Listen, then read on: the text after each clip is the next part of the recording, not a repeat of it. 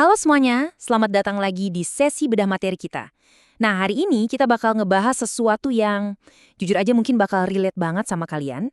Kita bakal membongkar sebuah teks sumber yang sangat mendalam yang mendiagnosis fenomena kelelahan mental atau burnout di masyarakat modern kita saat ini. Teks ini benar-benar menantang kita buat mendefinisikan ulang pemahaman dasar kita tentang agama. Mengubahnya dari yang sekedar ya rutinitas mingguan aja, menjadi sebuah sistem kehidupan universal yang utuh. Jadi, kalau akhir-akhir ini kalian merasa kewalahan banget sama hiruk-pikuk kehidupan modern, pembahasan kita kali ini mungkin bakal ngasih perspektif yang benar-benar baru.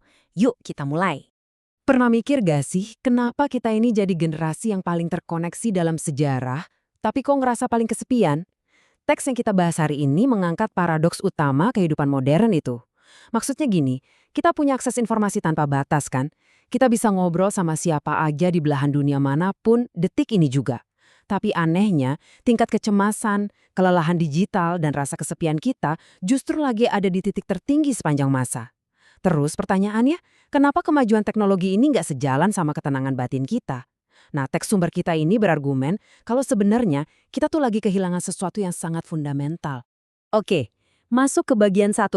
Bukan sekedar ritual keagamaan. Di sini teksnya ngasih premis utamanya nih. Intinya, dibilang kalau selama ini kita udah salah paham soal fondasi kehidupan. Kita ngurung sebuah konsep yang harusnya sangat universal dan masif ke dalam kotak ritual yang sempit banget. Sering banget kan, kita menyamakan dua konsep yang padahal dampaknya beda jauh. Teks ini menyoroti kalau bagi kebanyakan orang di zaman modern, agama itu udah tereduksi cuma jadi sekedar identitas sosial aja. Cuma sebatas label di KTP, atau rutinitas ibadah seminggu sekali, atau ya sekedar simbol pakaian. Terus kehidupan di luarnya, ya diserahin gitu aja sama pasar bebas, algoritma media sosial, dan ambisi pribadi. Nah, sebaliknya, teks sumber kita secara spesifik ngenalin istilah din.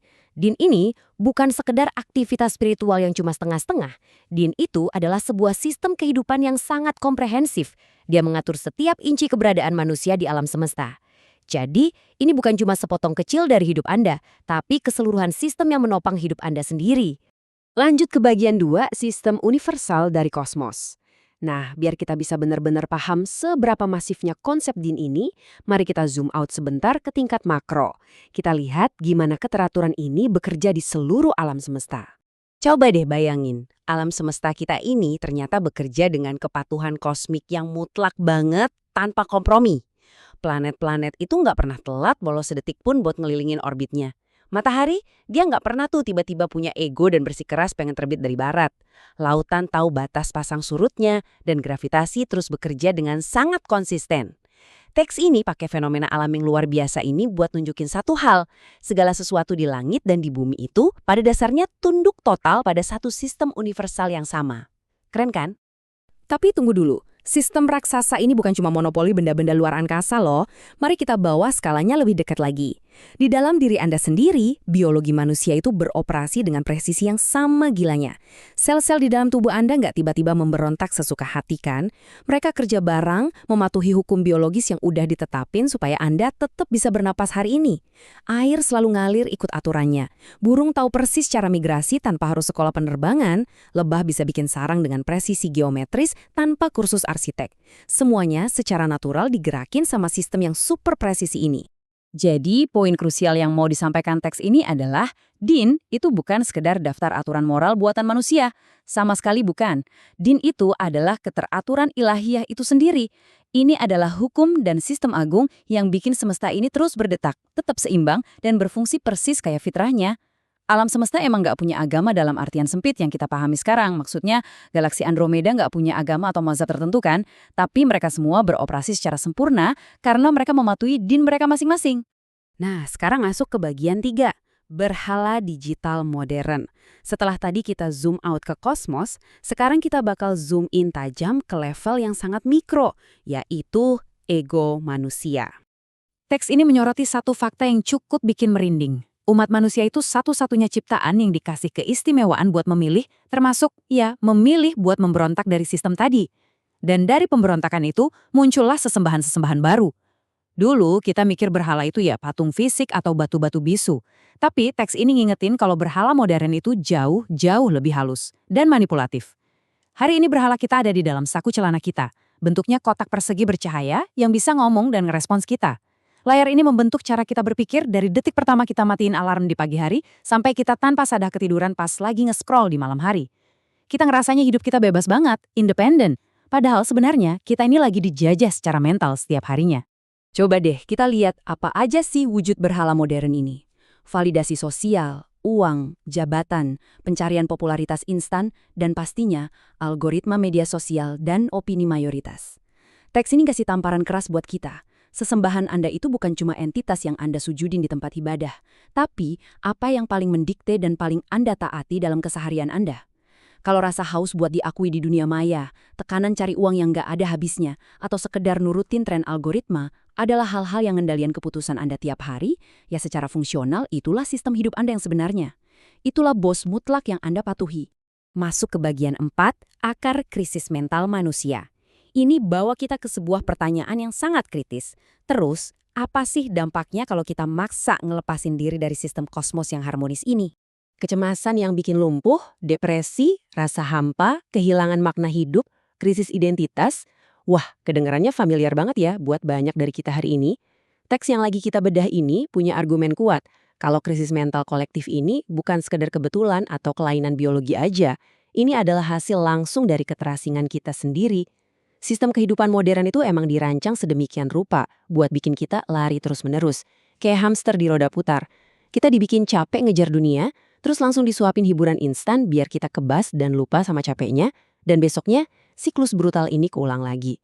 Ini tuh semacam bentuk perbudakan modern yang bikin kita nggak sempat berhenti bentar buat mikir, sebenarnya aku hidup buat apa sih? Akar masalah filosofis ini digambarin lewat metafora yang ngena banget di teksnya. Ikan nggak bisa hidup tanpa air, pohon nggak bisa hidup tanpa tanah, dan manusia nggak akan pernah bisa hidup tenang tanpa sistem Tuhan. Ibaratnya gini, ikan kalau dikeluarin dari air mungkin kelihatan masih gerak-gerak ngelepar, kelihatan kayak masih hidup. Tapi sebenarnya, perlahan-lahan dia lagi kehilangan esensi nyawanya.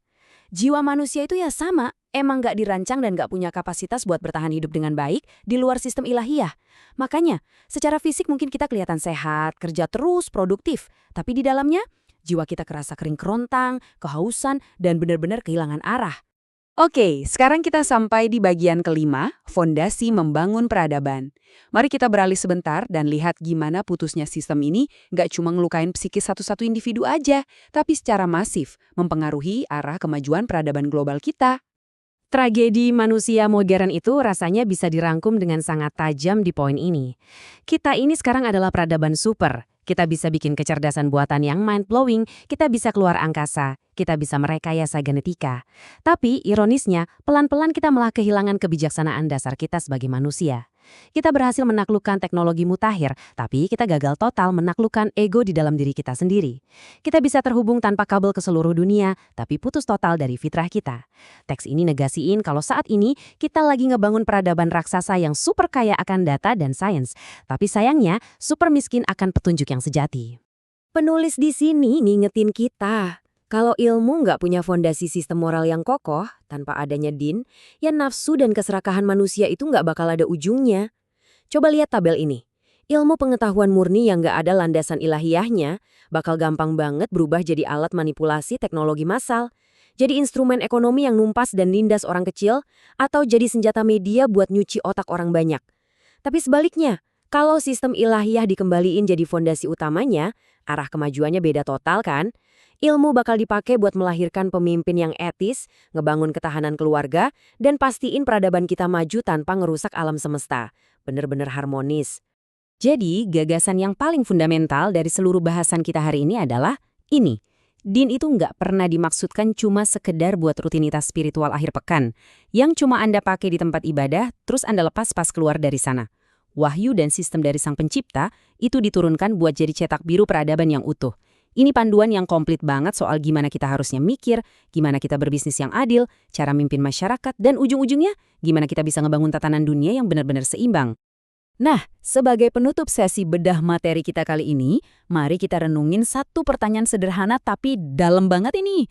Apakah hidupku sudah benar-benar tunduk pada sistem Tuhan?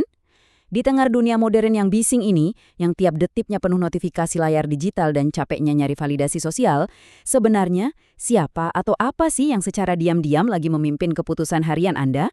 Apakah langkah-langkah Anda tiap hari udah selaras sama keteraturan kosmos yang agung tadi?